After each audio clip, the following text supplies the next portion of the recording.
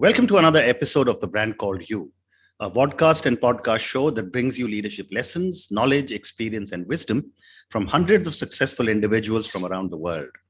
I am your host, Ashutosh Garg, and today I'm privileged to welcome a very, very tall corporate leader, a very celebrated and respected professional, and someone who I have looked up to for a long time, Mr. R Gopalakrishnan. Gopal, welcome to the show. Thank you very much, Ashutosh. It's a great pleasure to be on your show. Thank you. Gopal is the CEO of the Mindworks. He's the former vice chairman of Hindustan Unilever.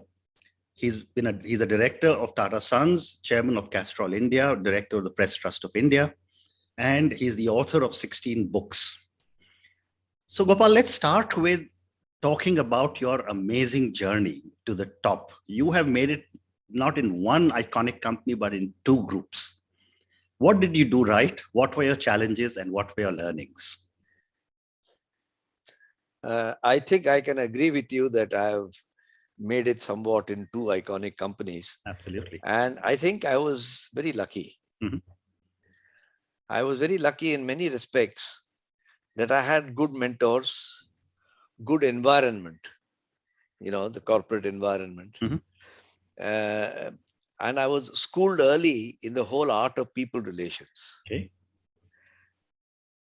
Not that I'm a great exponent of people relations. Mm-hmm. My wife always tells me that I could be better.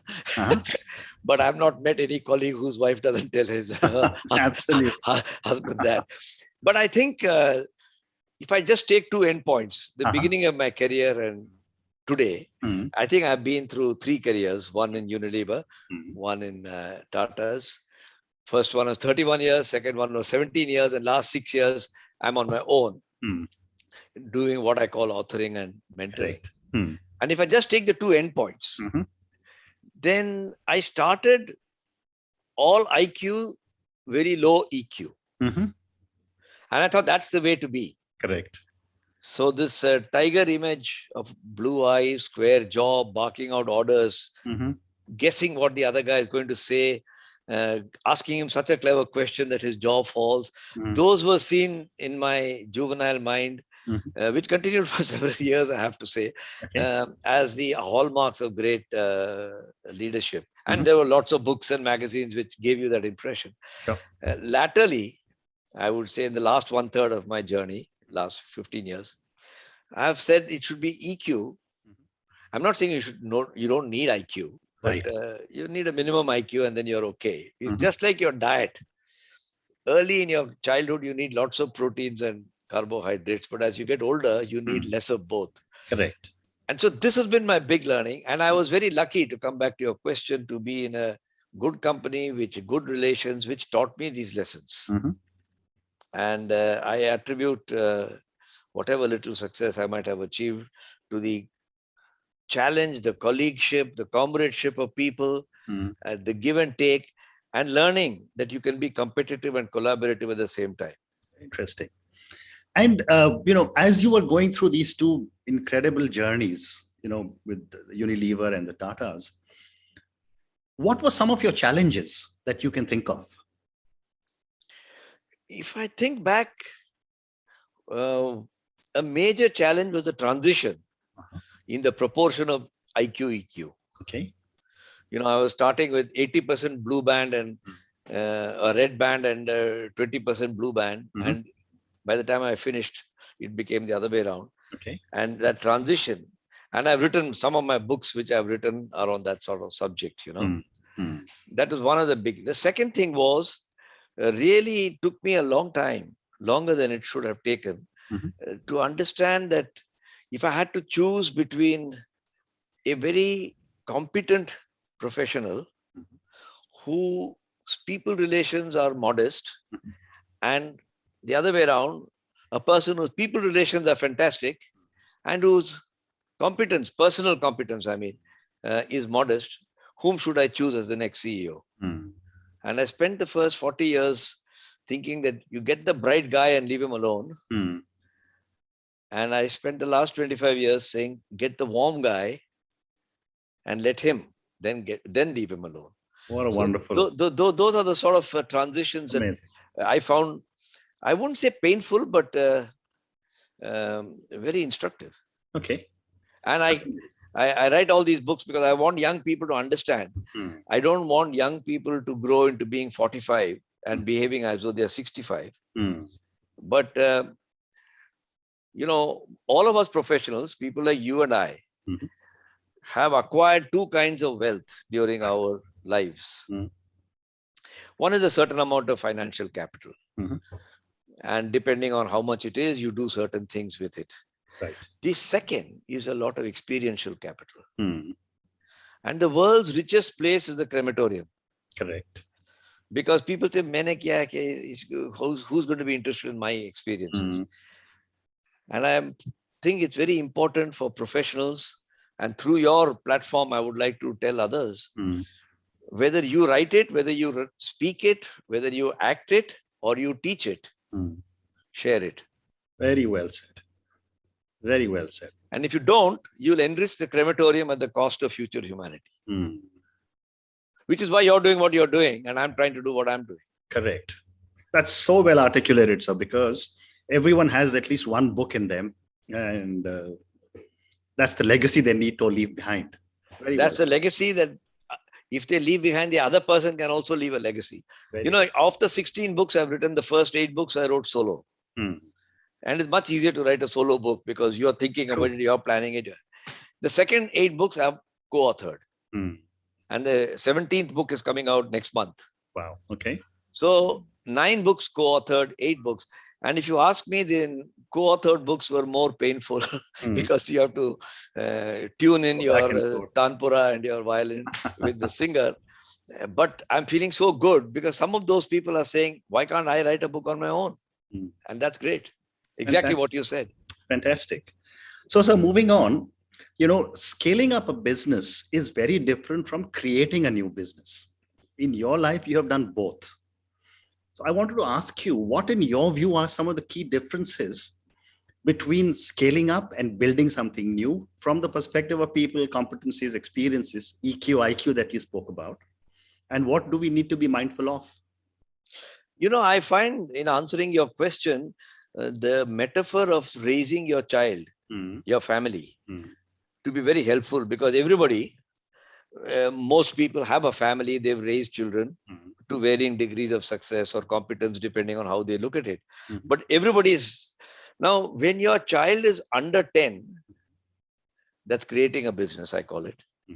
The challenges are very different from when the child has become an adolescent and a young adult. And I find, and I've written about this in my book, A Biography of Innovation, that people carry on the same way. They try to treat their 18-year-old son as they treated him when he was 8, and they get wrong number. So coming back to nurturing, when you are creating a business, you need a certain amount of chaos, you don't need it. You'll inevitably have it. Correct. A certain amount of chaos, a certain amount of disorganization, a certain amount of everybody being an all-rounder, chasing their tails, a certain amount of, not a certain amount, a great amount of creativity and less process orientation. But there comes a time when the child is 10 years old, to take the metaphor, when you need discipline and you need less creativity and replicability. You must pass exams year after year. You can't be, passing 1 year and failing for the next 3. Correct. People get mixed up. They write books like How I Turned Around This Company and Unleashed Its Creativity. And people think a company can be creative. You can't run a Tata or a Hindustan Lever, or if I may say so, an ITC, just by creative geeks with long hair walking around the place. Wealth is created in business and enterprise by being able to do predictable things in a predictable way for a predictable margin and innovating systemically. Enriched ideas are created by people jumping from place to place like fireflies and lighting new fires. And they are very different. Fascinating. And, you spoke of the Tata Group, the Unilever and ITC. How important is culture in being able to set down this so-called discipline after a 10-year-old that you spoke about? And how does one build culture in new companies? This is a very excellent question you've asked. And My challenge is to not break off into a long lecture. But let's say that, we have a human immune system. Correct. Right? We know there are 3 layers of the immune system. With COVID, everybody's become a Ponga Pandit. I've also joined them. Yep. You have the outer layer, which is your skin, that prevents things from getting into your body. Correct.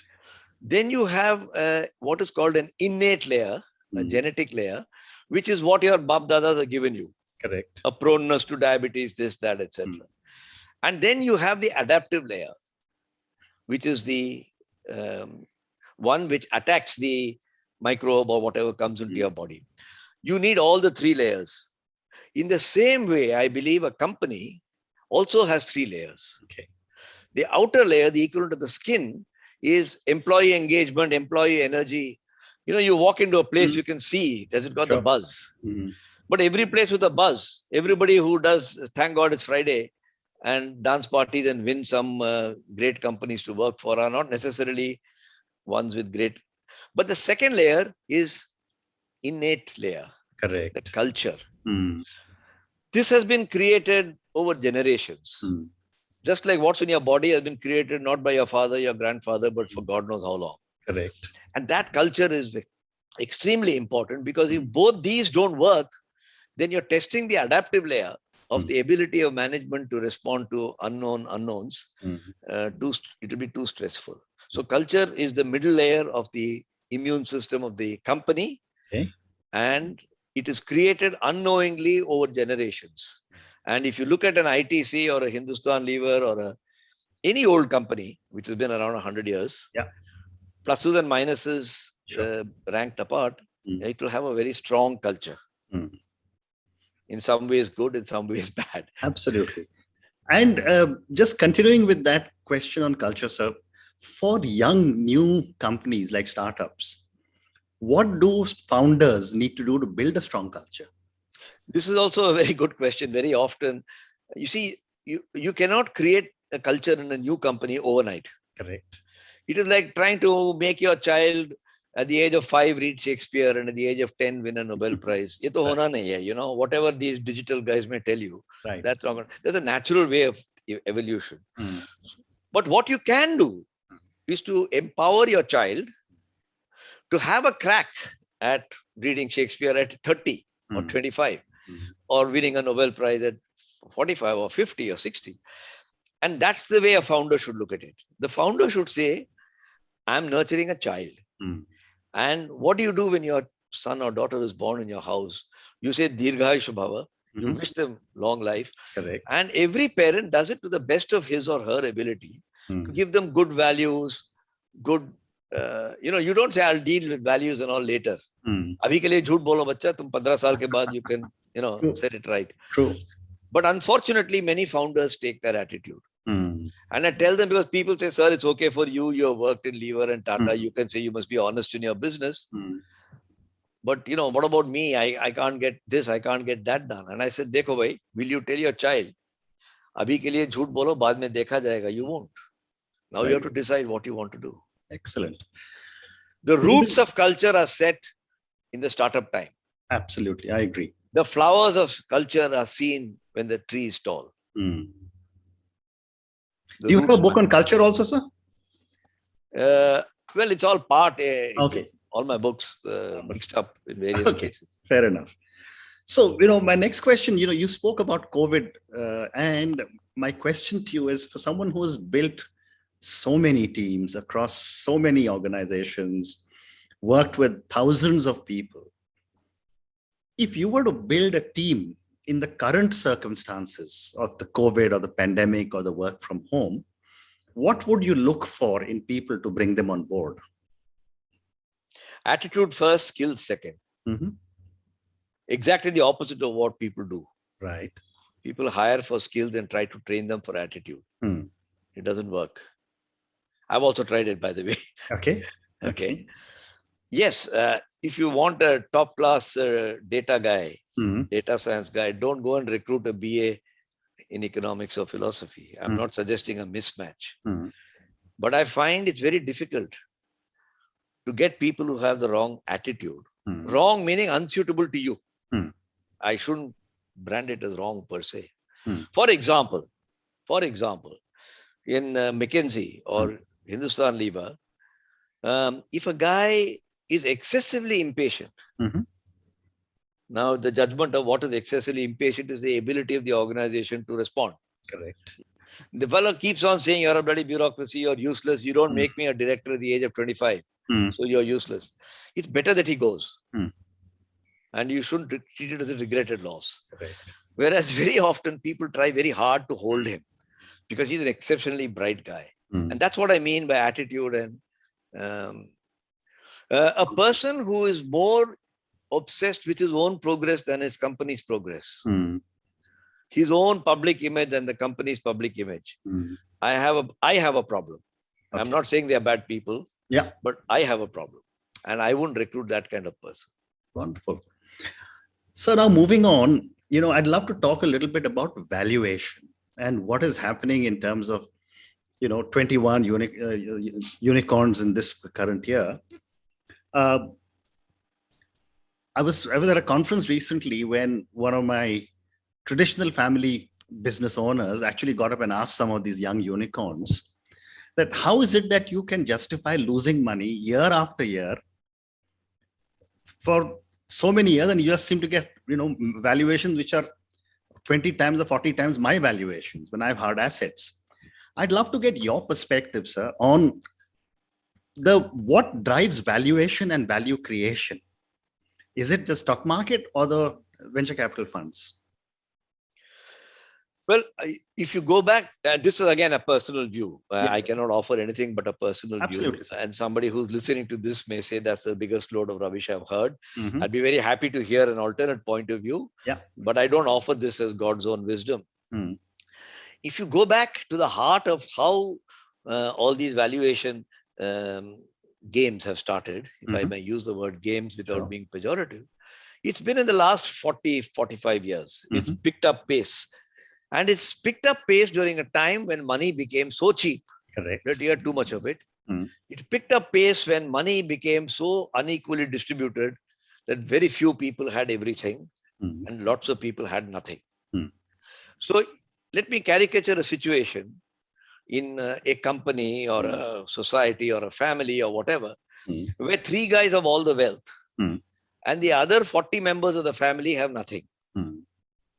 What will these 3 guys do? They'll gradually become dominant, intrusive, arrogant, all those things. Correct.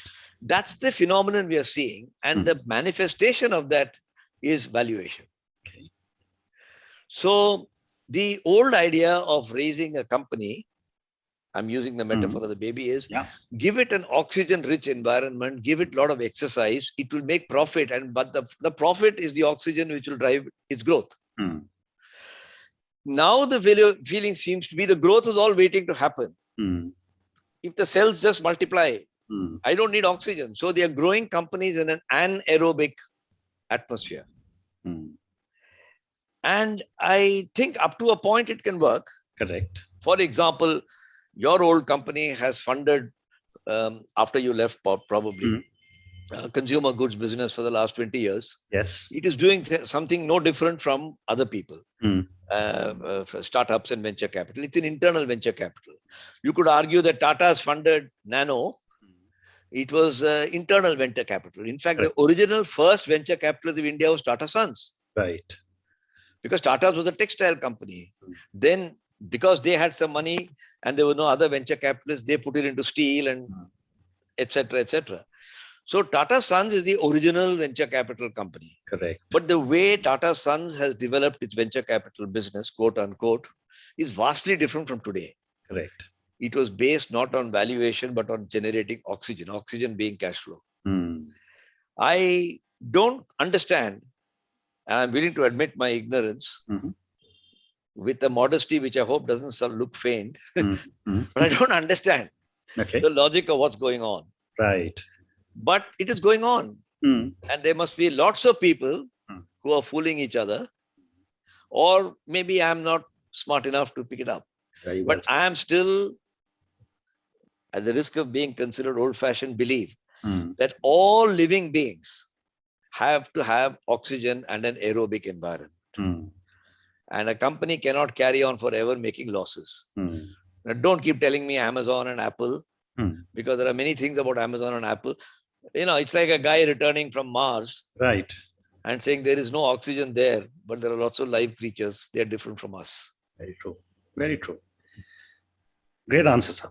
So moving on, sir. Now, my next question is about, and this is again often debated, about how nimble large organizations can be as compared to the startups who are maybe worth 5-7 times the valuation of these companies. But what, in your opinion, do traditional large companies need to do to adapt to the new market dynamics, which are the new channels, which are the omni channels, digital channels, etc.? Again, I by now you would have gathered, I like to use a lot of metaphors because Absolutely. it makes the point nicely. Correct. Without getting pedantic about it. Yeah. I look at the difference between a hippopotamus and an octopus. Now, a hippopotamus is large. It has got bones. It has got mass. And that's how we build our traditional companies. Lot of bone, lot of mass. So if you look at your body and mine, you look at my arms and my legs, I've got a lot of haddi on it. Correct. And as I get older, the haddi gets weaker and I feel less nimble. Okay. When I'm 75, 80, I'm not as nimble as when I was 25. Sure.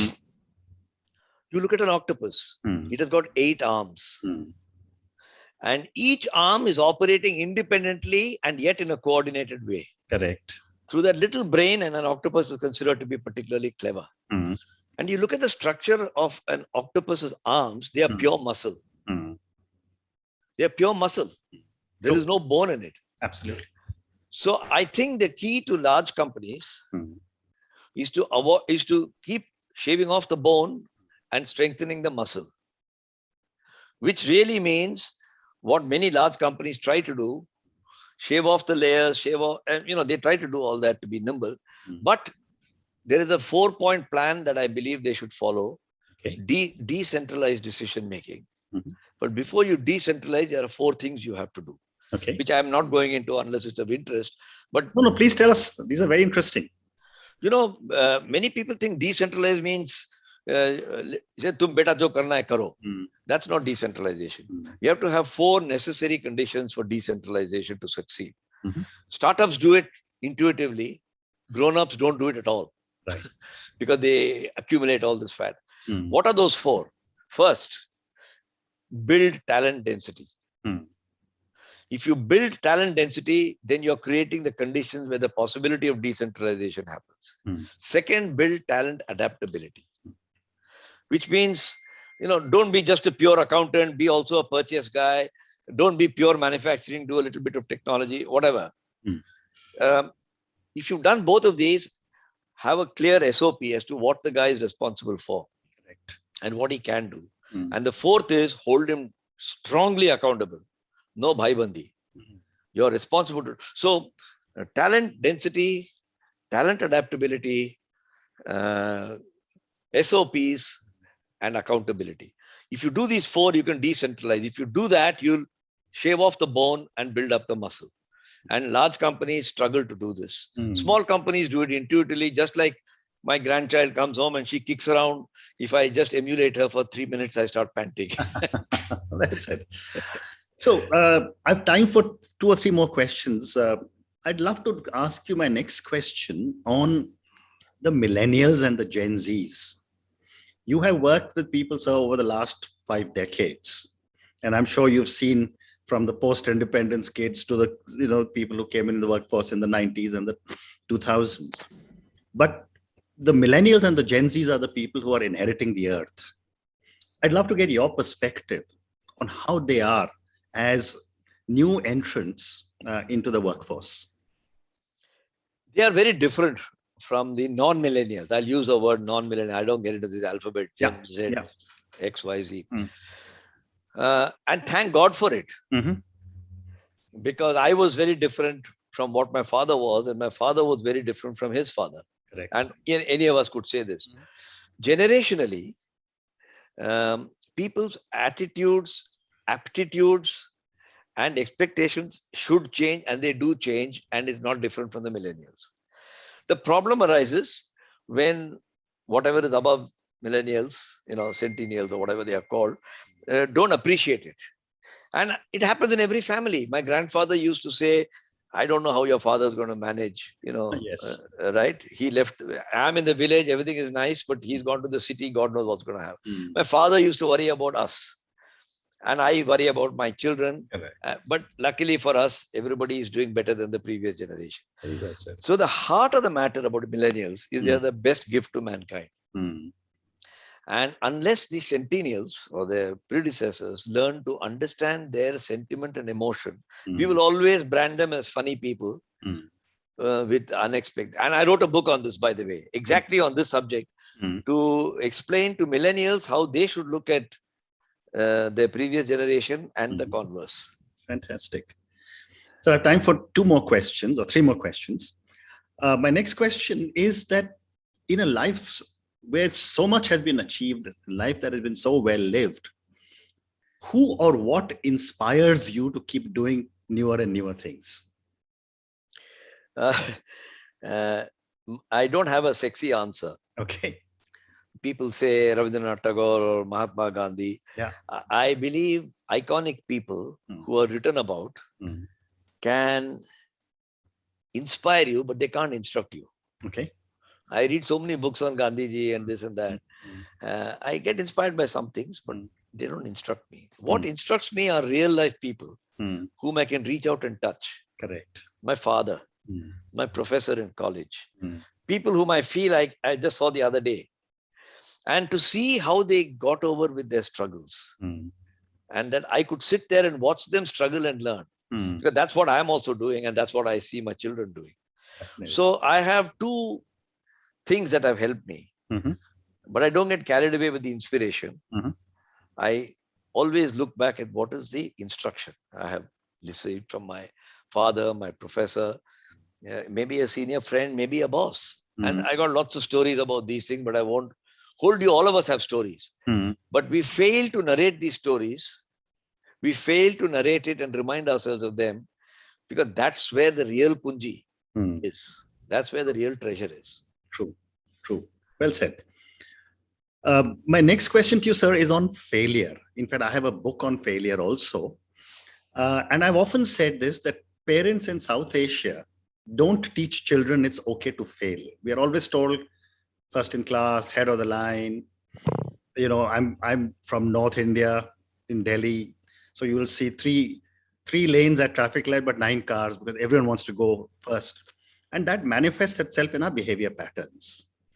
My question to you is, sir, that we all fail and learn. What have been some of your learnings from some of your mistakes? Life, anywhere in the world, parents don't teach their children about the benefits of failure. Because nobody is designed to fail. Correct. You fail, and then what you do after you failed is what counts. True. And parents can help there, or seniors can help there. I believe that it's human nature to want to succeed and to be seen to be successful.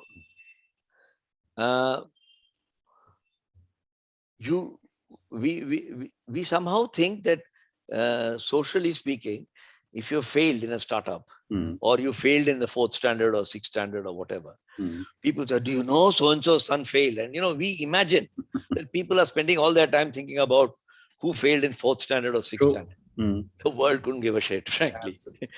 Very true. And how you handled it with your child is what determines how that person has learned from it. I think Indian families are very good at it. To be honest, I've got a contrarian view to you. Correct. Because we have a nuclear family, joint family system.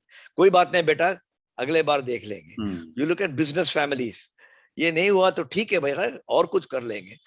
I think we have a very nurturing family environment compared to the much starker family environment where at the age of 17 or 18, you just up and leave your parents' house, even if it's 2 bungalows down the road. And I think it's one of the great strengths we have. Very true. Very true. And my last question to you, sir, now is that, I know you've spoken a lot about your own experience, but this is for the thousands of people who will listen to our conversation.